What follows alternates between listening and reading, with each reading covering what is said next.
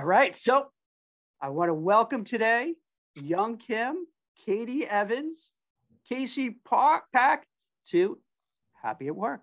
And this is a podcast all about positivity in the workplace, bringing happiness into the workforce, empowering workers. And our guest today, well, you know what? We'll just hand it off. And maybe Young, you could share a little bit about Wonolo U, what you do, what's going on, and we'd love to hear your story. Yeah, happy to, and thank you for having us here. So Wonolo is a marketplace that connects companies with workers through our technology. We primarily focus on industrial job types, so what you may traditionally consider to be blue-collar type work. And we were founded in 2014, and we've been growing ever since then, and we are incredibly proud that we have provided millions of job opportunities to those that are underserved, and we continue to working hard on providing more job opportunities and financial opportunities for these workers out there. About how many people on your platform? So we have over 1 million workers on our platform. And is that kind of a steady thing? Because people will take a gig here and there, like on a daily basis, weekly basis? How does that work? Yeah, it's really flexible, and our main premise is that it provides flexibility that many of these workers didn't necessarily have in the past in the traditional model. So we have workers that engage with us on episodic basis, so as they need. So they may have a part-time job somewhere like at Target or Walmart, and they will use Wonolo to supplement the remaining week as they need it. We have also workers that use Wonolo as almost on a full-time basis. They may have different schedules or different types of jobs. So they may have jobs with Coca-Cola one day, HelloFresh another day, but they use Wonolo on a 40 hours a week type basis. And then we have workers anywhere in between. Some workers may engage with us, very actively for a week, and then they may travel the next, week and then come back again. So it's a really flexible platform. And what are there any personas that you've noticed on the type of people that are coming to your platform looking for work? Any insights there? Yeah, we have, so we do extensive study and research on what types of, people or workers are drawn into a platform like ours. And we have, internally, 4 to 5 different personas that we think about. And obviously there are, types of workers, as I described, that are really, valuing having consistency of work. I want to make sure that I have 40 hours a week work plus more to make sure that I can provide steady income. But also we have types of workers that really value certain passion in their lives. Maybe they want to pursue their acting career or musician career. And because those types of career require inflexible or unpredictable job needs or schedules, they want to make sure that they can accommodate their flexibility as well. And from the demographic perspective, I mean, all types. Obviously, given the nature of the work, the blue collar work, majority of the workers that we focus on are those that are currently making less than $50,000 a year, and that we want to make sure that they feel empowered to leverage flexibility and freedom that they can have through Wonolo. But from the age perspective, it's a wide spectrum of group from anywhere between 18 to 7 years old. We have a lot of retired workers that want to have supplemental income, and they miss working, so they will come back to work through Wonolo. We have a lot of working stay-at-home parents as well. They want to have additional income opportunities after they drop off kids, and then before they have to pick up kids from school, and in between that time they will use Wonolo to have additional income opportunities. So I also want to give Katie an opportunity to introduce herself and talk a little bit about your role. Sure, absolutely. Happy to. Thanks for having us here. My name is Katie Evans-Reber, and I am the Vice President of People at Wonolo. been with Wonolo sort of since we were, I think, a little baby company, and so super excited as we were growing up into the later stage. Yeah. So I have a question for you, Katie, because in your role as Vice President of People, you are probably constantly thinking about how to make the employees within your organization happy. And then I'm sure you're also seeing certain trends through your platform. So what are some of those trends? What are some things that you do as an organization that you feel really work? And do you see that being reflected in what you also hear in the data that you collect through the participants in the platform? Yeah, I think it's a good question. At Wonolo, on the people side, we really focus on 6 different pillars. So candidate recruiting, and it's a little bit of alliteration, so excuse me, but it's a candidate recruiting, connection, communication, continued growth, yeah, there are a couple of other ones, but the one that I think that we really love to focus on is celebration. And I would say that that's something that we see throughout the platform as well. So we see Wonoloers coming together and celebrating each other for doing the work. We've got a couple of cool features on our platform where they can connect and take pictures of each other as they, complete the jobs. And we've got folks internally that work with the Wonoloers outside that do, awesome events that bring them all together. So we really focus internally on that connection and that celebration pillar. And I definitely see that throughout the platform as well. I love the celebration side, Katie, and I'm curious if there's any differentiation or different kinds of celebrations that introverts versus extroverts versus ambiverts like to enjoy. Any differentiation for those?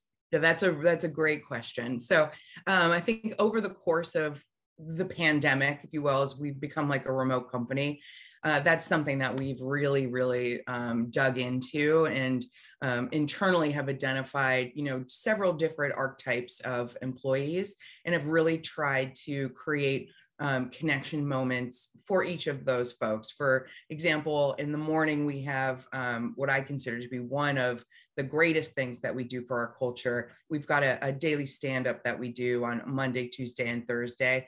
And that really brings everybody together internally to talk together for, just 15 minutes in the morning, but it allows everybody to feel like, they're in a not an office environment, but in a connection moment where we're all coming together. And some of us are starting our day on the West Coast. Some of us are just about to have lunch on the East Coast, but it's just like a wonderful moment where we all come together for a moment of connection during the week. But when we structure events and things like that, we try to do events, some where we do a craft or some where we do, more extroverted types of things, but it's definitely something that we really focus on.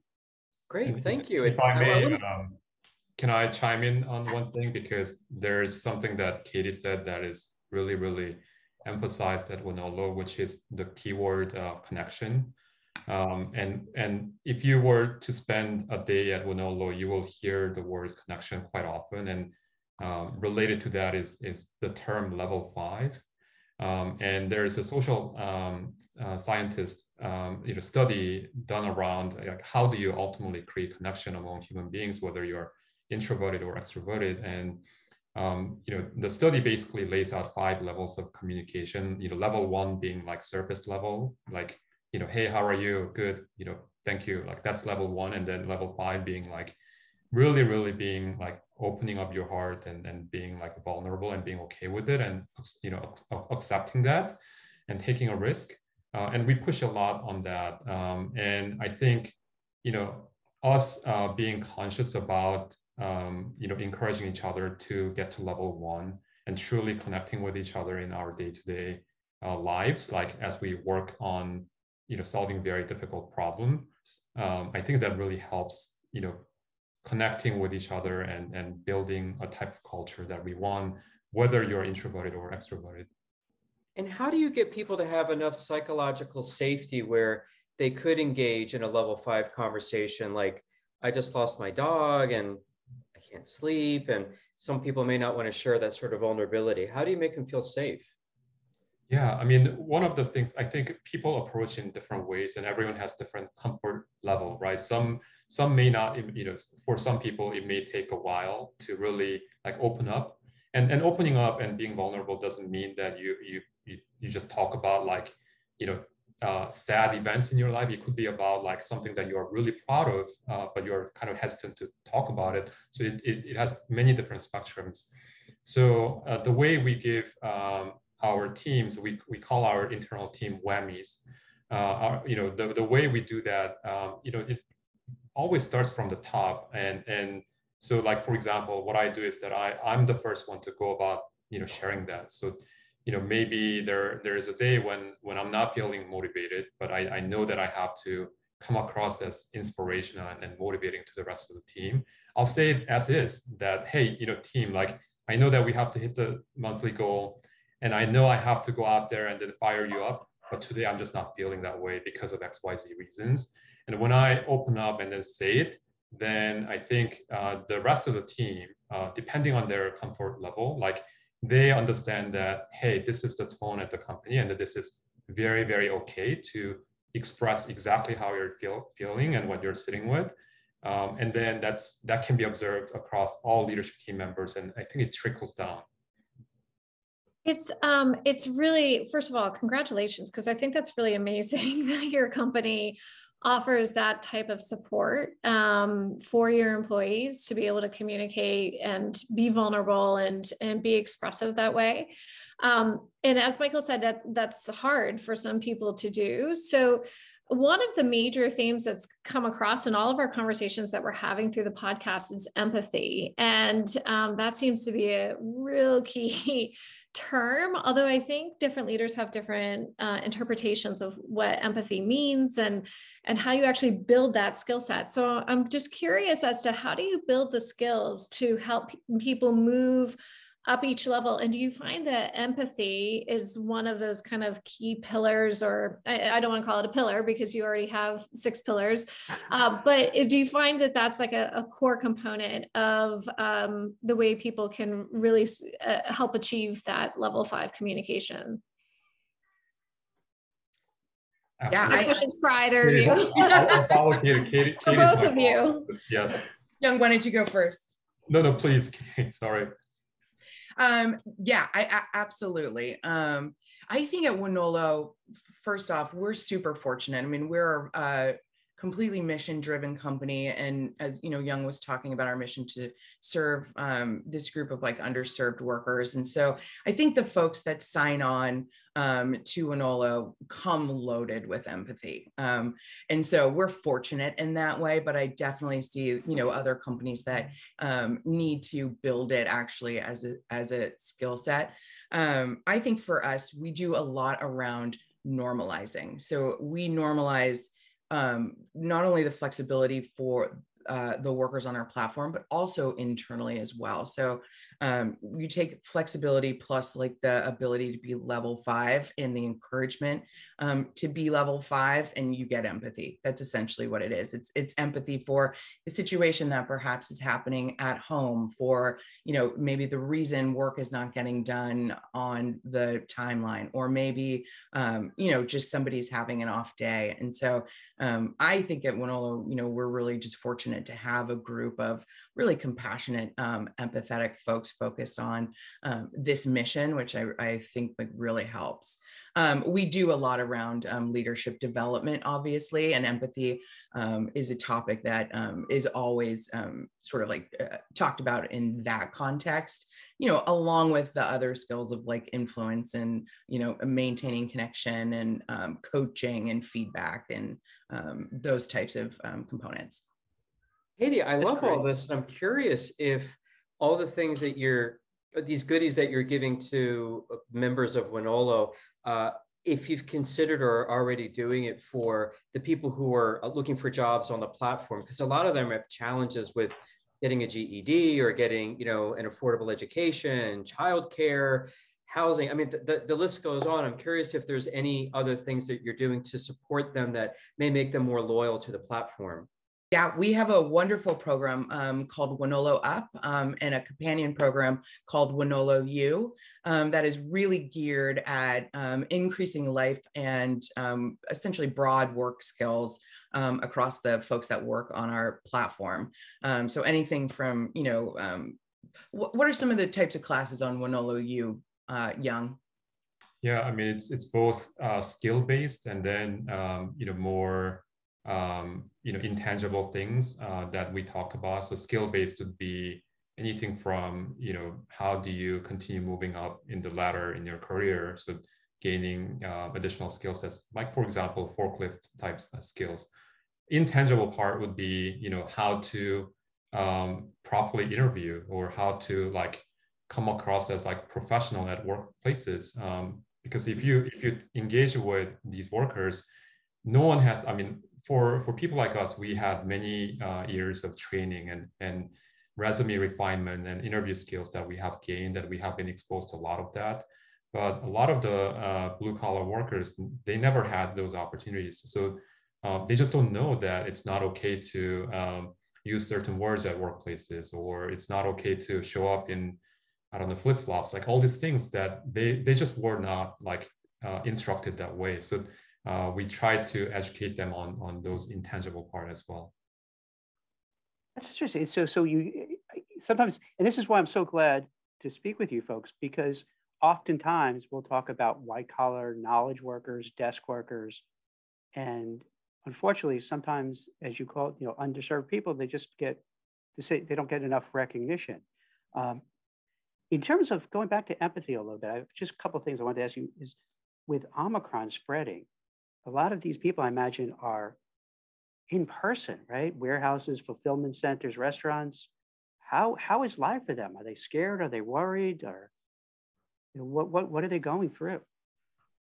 I mean, absolutely. It's definitely on our mind, and it's a daily discussion that we have internally. Is how do we ensure that Wonoloers that are on the platform are staying safe and making sure that they feel like they can balance between being healthy and safe, and then also their obligation to make additional income for their families.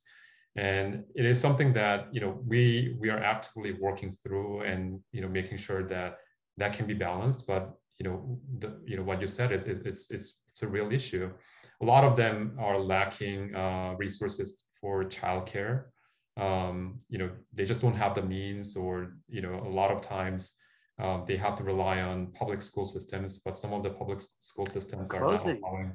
Yeah, closing, exactly. Yeah. So it's a real problem that we have to address, and we're working actively with companies that we're working with, and then also internal team to ensure that the needs of the workers are met.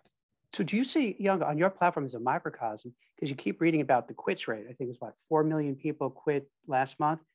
Do you think a large part is because you don't have the childcare? So if you have people on your platform, and let's say you have a single mother with a couple of kids, what do you do? And especially here, let's say in New Jersey, we were talking about this earlier, the schools are closing.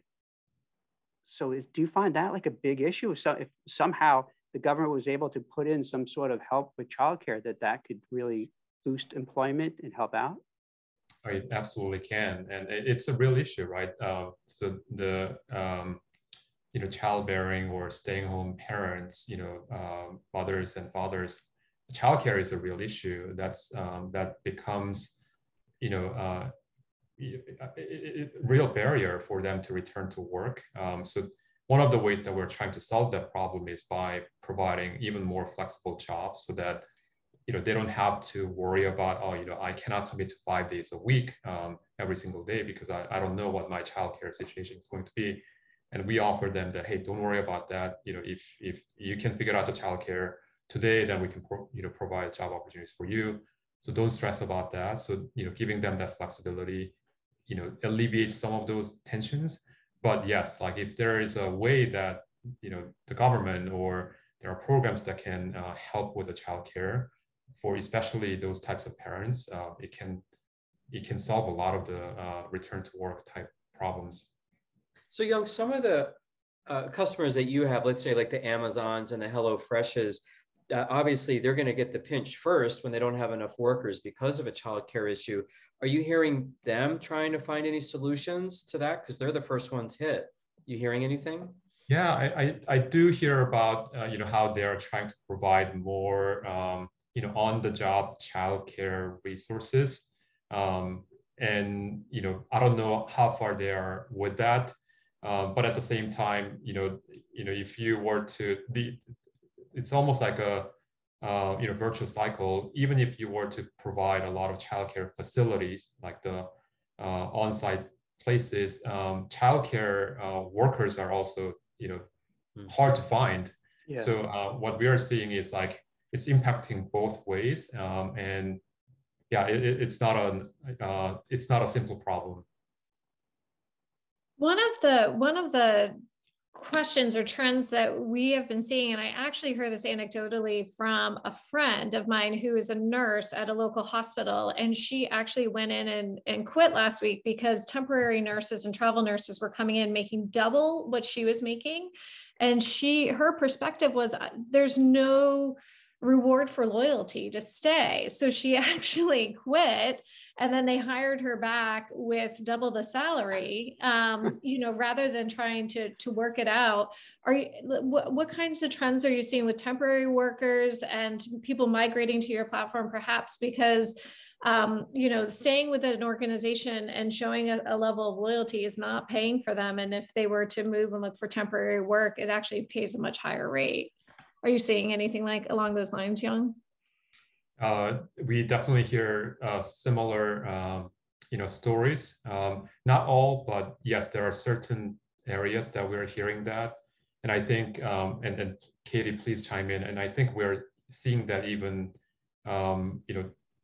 outside of the Wonolo platform, where, for certain knowledge, workforces, like it's actually, from the pure income perspective, it's better for them to quit and rejoin, because the new employees are actually getting paid at a higher rate than the existing employees. And there have been a lot of news articles that have been released recently about that too. Katie, I know you have been thinking a lot about this. Yes, I think along with the Great Resignation, as it's called for knowledge workers, we're seeing like the great compensation increase as a companion to that phenomenon that's happening in the environment today. We're definitely keeping a close eye on it internally, and we'd hate to have compensation be a reason that somebody stops working on this mission to go try to solve another problem. So it's something that's definitely top of mind for us internally as well. So Katie's both on the platform, the gig workers, but also internally for the employees. Yeah. And I like that, the great compensation increase. That's add to the great, resignation and all the others. So I guess, so you see that where people come into your office and say, hey, I got an offer, give me X. And then you have to worry like, all right, I got to give her a counter offer. So I guess that's the new world. We have some tough now, decisions right? to make at that point. Yeah, absolutely. But from my perspective internally, it's really important just to stay ahead of it, to be very well educated on, what the current market rate is for all of the roles, and really for all of the regions now, as well as we're, in this distributed environment. And for us, that includes multiple countries and certainly almost every state in the United States. And what we're seeing is that it's really moving from sort of a generalized regional approach to compensation to sort of more, I would say, like micro regions. And you really do have to be that granular and not only think about like what's happening in the market today, but, think about it in, at least 6 months increments, or, you should be forward thinking about it as well to stay on top of it. Along those lines, Katie, I'm also curious, Yong, your comments as well. Are you seeing any trends that we're not reading about in the mainstream media, or might be counter to what you've been reading in mainstream? Are you seeing any trends that other people haven't picked up on yet?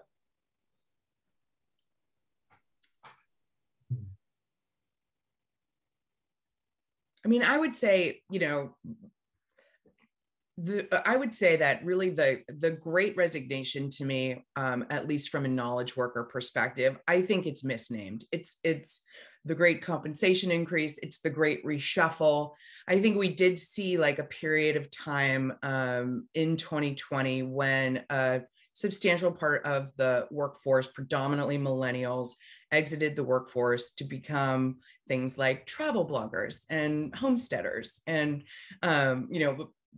YouTube and TikTok influencers and things of that nature. It's true that those folks haven't come back, but the workforce, I think, has increased to compensate for that loss. And so we're not seeing so much a lack of talent in the market. What we're seeing is just a very competitive, tight market. So, folks are coming to us with 5, 6, 7 offers, already on the table, but they're still, taking new interview processes. So they're taking a long time to make a decision and going through, at least 5 or 6 interview processes before they actually, make a decision. And on the older people, the 50 plus crowd, we're hearing that there's early retirement, et cetera. But there's also inflation on the horizon. And then we hear that people don't have enough money saved for retirement. And I'm wondering, are any of those people, the 50 plus, coming back and we're not really hearing about it? Are you seeing anything in 50 plus? I mean, certainly on our platform. The platform, right? Yeah. So are some of them kind of re-entering or supplementing their retirement income by using your platform? Absolutely. I believe it was one of the biggest growing segments of Wonoloers recently. What kind of jobs can they do? I mean, I know some of them may have some physical limitations. What sort of jobs do they seem to be getting? We have, really great merchandising jobs on the platform. The lighter, pick, pack, and ship. I think, we're seeing them in those types of jobs. Young, you may have something to add here.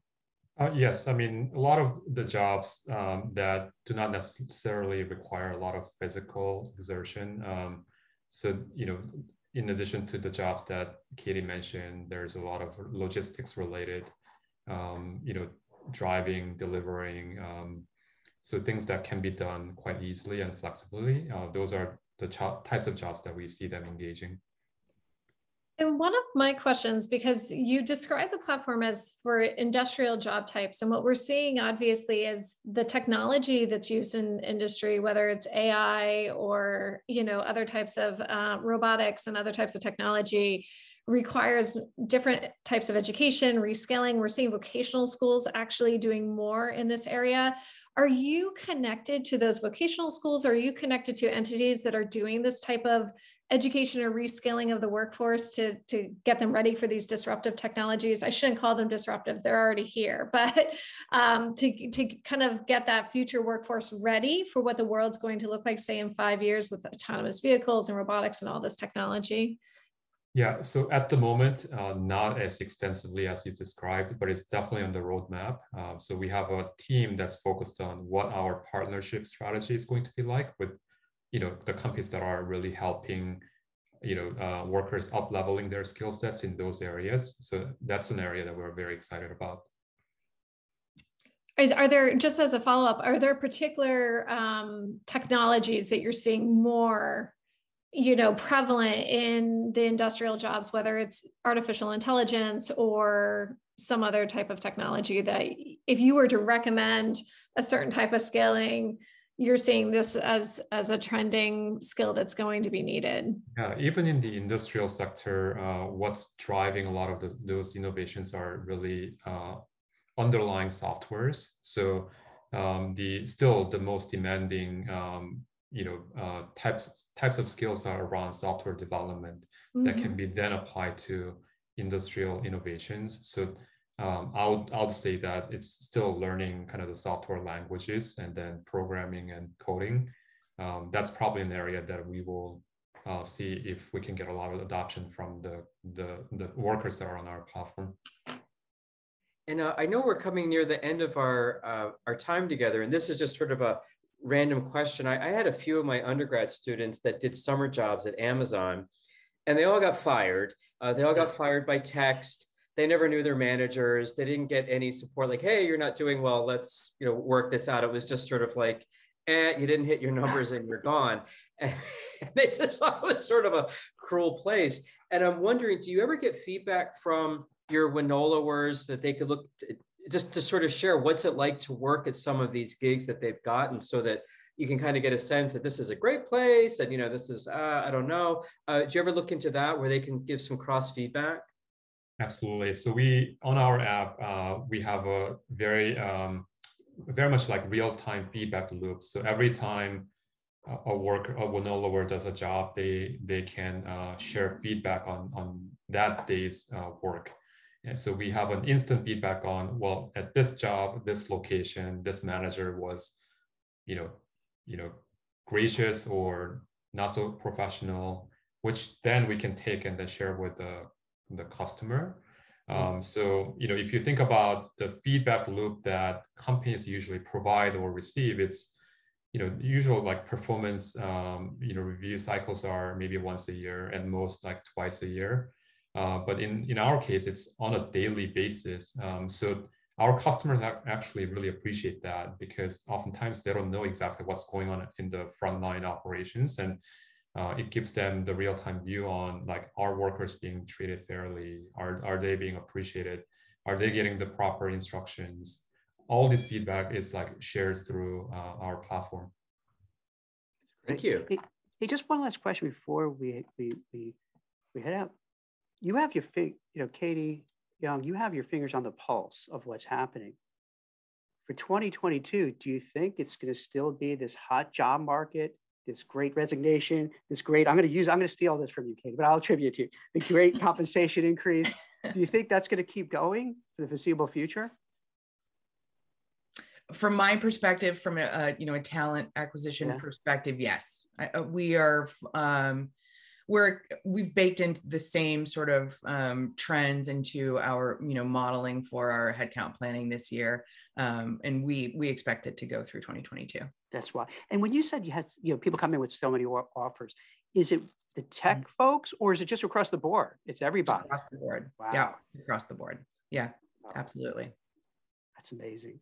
Well, this is very enlightening. I really appreciate Young, Katie, Casey, kind of sharing everything at Wonolo. It sounds like it's a great mission. It's taking care of people who need these roles, and you're doing a great deed. It's awesome. I mean, these folks, without a platform like yours, it's tough. What are they going to do? So I think you're doing great work, and I really appreciate it. I really appreciate you taking the time and sharing with us and the audience what you're all about. And yeah, in closing, did we miss any great question that we forgot to ask that you're like, oh, they didn't ask this? Any like final thoughts that we should be closing on? Well, I will do a quick plug if that's okay. Go for it. Absolutely. Sure, yeah. Absolutely. All right. This year, we are formally spinning up our Wonolo Community Fund.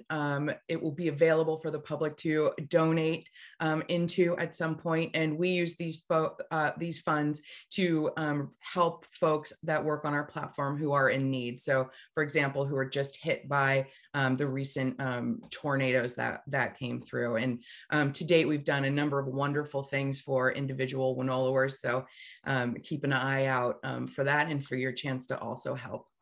Let us know. I'll be glad to contribute. It seems like you try to make it a family, right? It seems like you try to make this one, as much as you can make 1 million people a family, but it seems like you're making it one big family, huh? Absolutely. I mean, we're the whamily. I love it. I love that. We're a family. That's great. That's awesome. Well, this is great. Thank you so much. Thank you. This is really awesome. Thank you for being here. Thank you. Hey, you know what? Before we leave, can I ask you guys for a favor? So here's, we've been now, it's so wild because like I met Mike and Tassin before you know it. We started a podcast before you know it. We've had like Bob Langer, the MIT billionaire from from Moderna. We had Formula One race car driver CEOs. We've had Mark Takano, a congressman who's going, put a bill for a 4-day work week. And it's like mind blowing how cool it is. And we're getting such great insights from people like yourselves. And so we started saying, hey, maybe there's a way that we could kind of package everything we're learning and going to different companies and kind of sharing our knowledge. Would you be open, because we don't have anything set up, but would you be gracious enough to give us like a test case where maybe we could kind of deploy some of the things we've been thinking about in terms of, helping managers be more empathetic, all the things that we're talking about, to kind of give it a trial run to see if this is something that would resonate and would work, not only with your company, but if it works, to kind of fine tune it and do that with other organizations as well.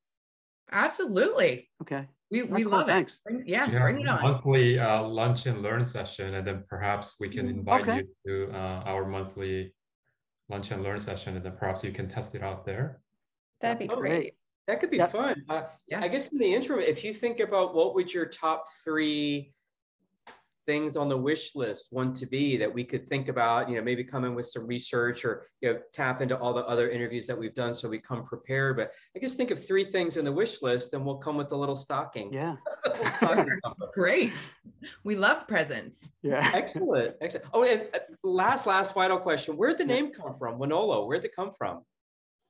It's work now locally. So the first 2 letters. And basically that's what we stand for. It's all about work, and it's about now, and it's a local jobs, not virtual jobs. So. Oh God, I would have never guessed that. That's a good trivia question. What's Wonolo? Where in Pennsylvania are you based? Yeah. I am in suburbs of Philly, in the main line. So for the lunch and learn, is it all right if we pop in?